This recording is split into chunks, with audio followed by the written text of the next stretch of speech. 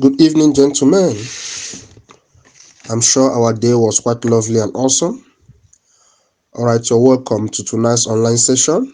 I remain your host, O.O. Stevens, and we are going to be looking at alternative dispute resolution in professional ethics and conduct. And it is worthy of note that in this topic, we have isolated the areas that can ordinarily come out in the examination, assuming law school is to set an exam from this particular topic.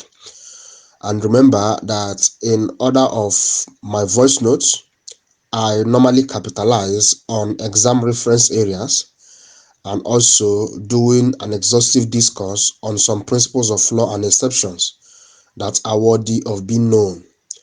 So in this alternative dispute resolution as a topic, this is where you're going to get the alternative dispute resolution, the one they call arbitration and multi-door courthouse and mediation and conciliation. So I just raised areas that are worthy of being noted in this topic, assuming an examination is to come from it. So first of all, let us look at the advantages of alternative dispute resolution. I'm sure by now we already know what an alternative dispute resolution means. So the advantages are: number one, it is faster. Number two, it helps to preserve the relationship between the parties. And number three, there is privacy and confidentiality of the proceeding, unlike litigation that there has to be publicity of trials. Number four, it is less formal and rigid.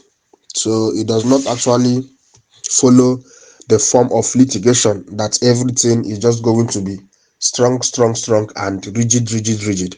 So in this particular one, the issue of formality is not applicable. So it is very informal, and parties can actually come at any time and determine their matters.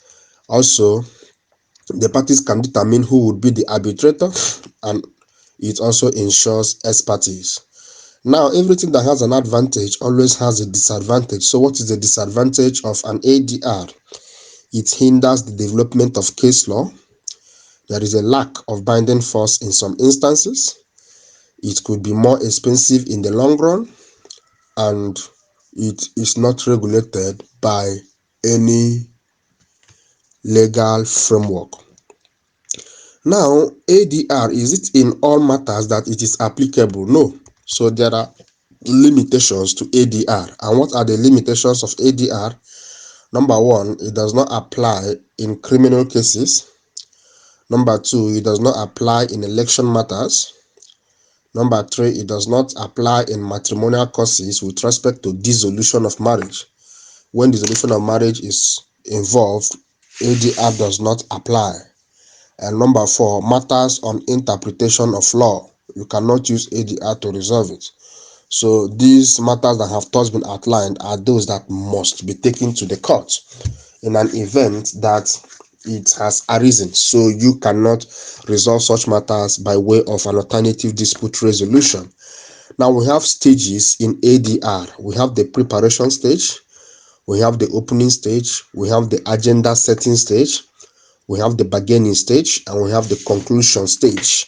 Those are the stages in ADR process. But very important and exam area are negotiation strategies. Negotiation strategy. What are the negotiation strategies? We have two types of negotiation strategies.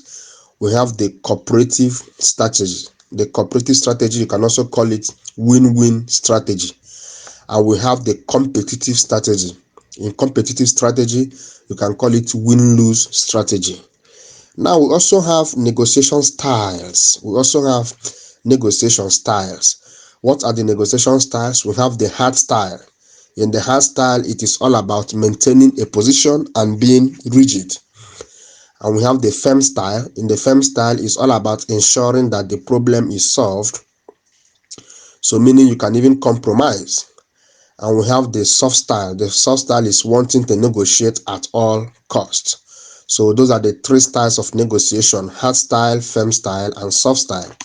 Now, another very important area that you could actually make a question is on negotiation tactics. What are the negotiation tactics? We have many negotiation tactics. We have the control of agenda tactic, we have contextual manipulation tactic, we have overwhelming numerical strength tactic, we have puff stack tactics, we have threats, we have deadline, we have lack of authority, we have limited authority, we have flattery, we have piecemeal, we have leapfrogging, we have take it or leave it tactic, we have hit and run tactic, we have humor tactic.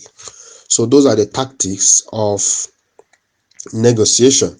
So in case if you actually see in an exam where law school will tell you to list or outline at least 5 negotiation tactics, so those are the things that are expected of you to ordinarily say.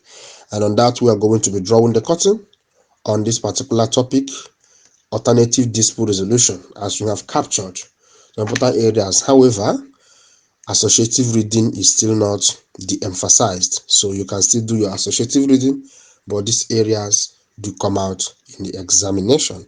Until I meet you again, do take care of yourselves and good night.